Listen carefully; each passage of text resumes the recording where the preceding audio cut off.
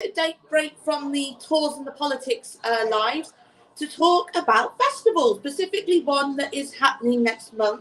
So I'm here with the lovely Teresa and Ella, who are part of the hard-working team that are organising Hosenbury as we speak. And we're going to talk about the festival and how you guys can get tickets.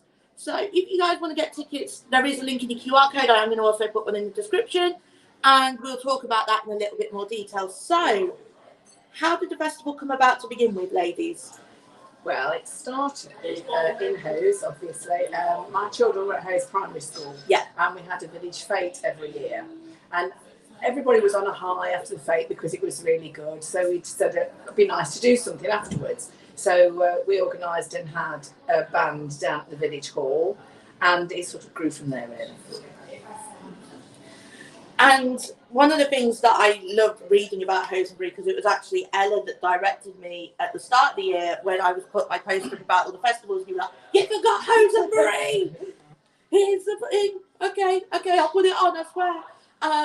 But one of the things when I read about it and I put a blog post together at the start of the year that I really loved about Hosenbury as a festival was the fact that your festival funds and what you raise from it go towards the village itself and projects within the village. So could you just outline a few of those projects that you guys are particularly proud of that have happened in the village on the back of the festival? The most recent ones were last year. We paid for the school children from Hose to go to Norfolk for the day. Oh, that's lovely. They went on the coach, they had ice cream, they had a lovely day at Brancaster. So that's how they spent last year's money. And recently there's been quite a big cost that we've supported, and that was having some table tennis tables put down at the village hall. So there's 2 table tennis tables, and we bought the equipment, and people could apply to have the equipment so they can have bats and ping pong balls at home, and then they can just go down with the families and play ping pong. And it's such a healthy way for people to go out and socialise, especially with everything going on at the moment as well. So that's awesome. Ruth from Facebook. Hi, Ruth. Lovely to see you watching us. I think it's meant to say "is it" as opposed to "bid it." So, Ruth from Facebook, thank you for asking your question, Ruth. Asked, what sort of festival is Hosenbury? Well, it's primarily music. We don't have any other entertainment at all. It's just music. And so we have a sound stage, which is an articulated lorry trailer. So we have our bands on there. We have sound man that provides all the sound, and the bands just turn up that we've previously booked, and they normally have a 45-minute set. That's for the local bands, but then if the tribute bands are normally on for longer. Yeah. So could you give us a preview as to who you've got this year on the lineup? Because from what I read about it, it is very exciting stuff. Well, we have on the Friday night, we have a Freddie Mercury tribute called Vision of Mercury. He has been to the village twice before, so he's quite popular, and we're glad to have him back this year.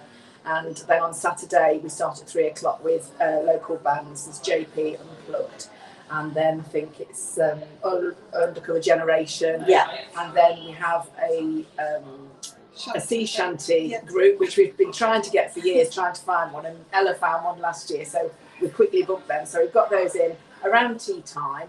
And then after that, we have a group from Grantham, and they are called. Mine's gone blank. I need to refer to my notes. Refer to your notes. I need to refer to my notes. They are the Indies. They're the Indies, and then after the Indies, we've got a tribute to Paloma. And so she's called Pure Paloma. You can look her up on the internet. I believe, she's amazing. If memory serves me correctly, if it's the same one I'm thinking of, she's previously performed at Glastonbury. That's where I got her from. Yeah, because I was going to say, because I know she performed last year when I did the coverage last year, and everybody was absolutely singing her praises and was quite surprised that she wasn't coming back for this year. So it's great to see her coming back towards the borough to perform to the masses. What I found was amazing with her performance is I thought, actually, I don't know that. I like Paloma, don't get me wrong, I think she's great, but I didn't think I actually knew many of her songs. Yeah. So it's lunchtime when she was performing, it was, fairly quiet time.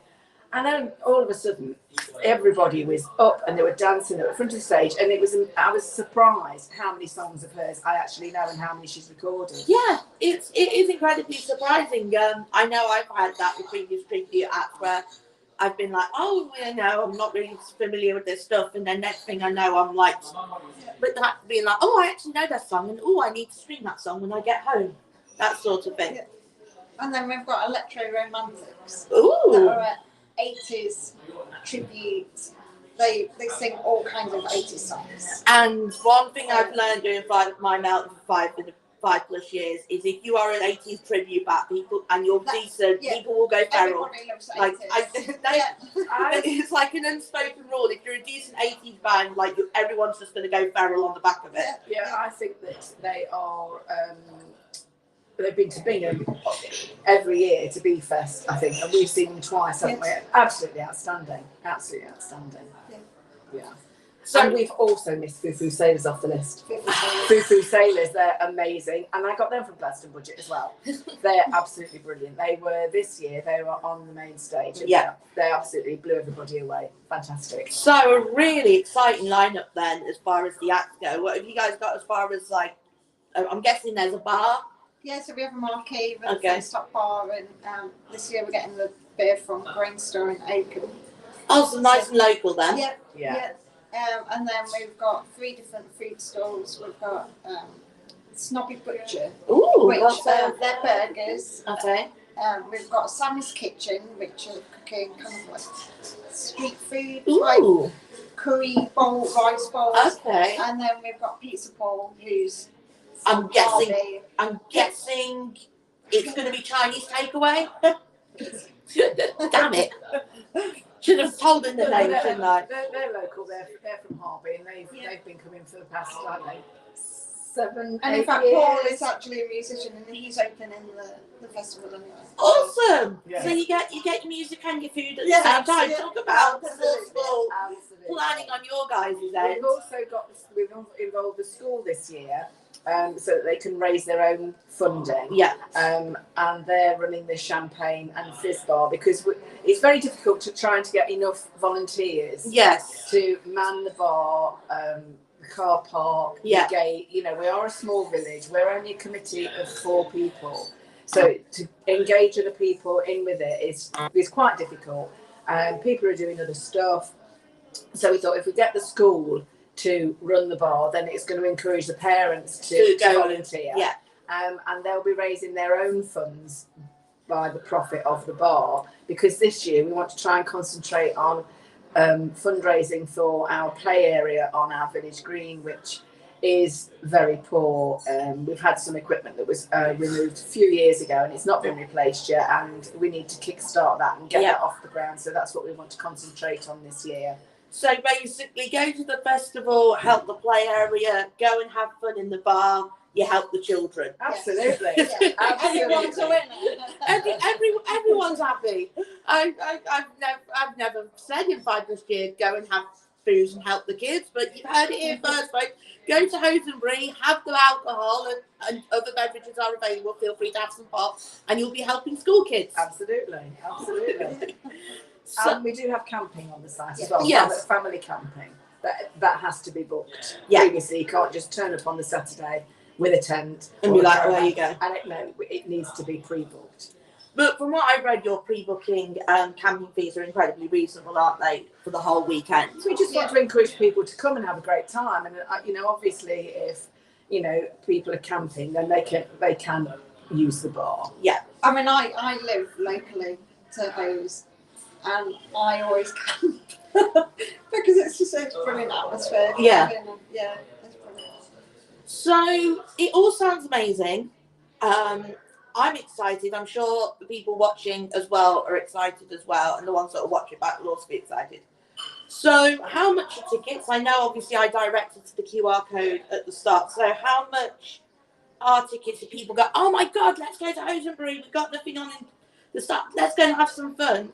To be perfectly honest, without my notes, which I don't have, people need to look on the website for the price of the tickets because there's so many. Yeah. You can have the Friday night, which is £15 for an adult, and I can't remember how much it is for a child. But if you then come on the Saturday and the Friday, there's another ticket package. There's a family ticket for Friday and Saturday. Yeah. There's a family ticket for Saturday. And I don't have the notes with me, I'm afraid. No, but I think there is a post that I did earlier on, I think it was last week, that has those prices on. And I know for certain that you can easily do 2 adults and camping for just over £50 each, if that, between the two of you for that whole weekend, if memory serves me correctly. So not only are you guys going to be helping the community by attending this festival, but it's also a great budget-friendly option, both for season festival goers and also for people that have never been to a festival, that want something local, just want a taste of it, to see if that's sort of the bug that they catch. It's a very nice family-friendly festival. Which is good, because we're always down for a family-friendly festival here in Melton. I know we have a mixture of some family-friendly, some that are a lot more adult-orientated as well.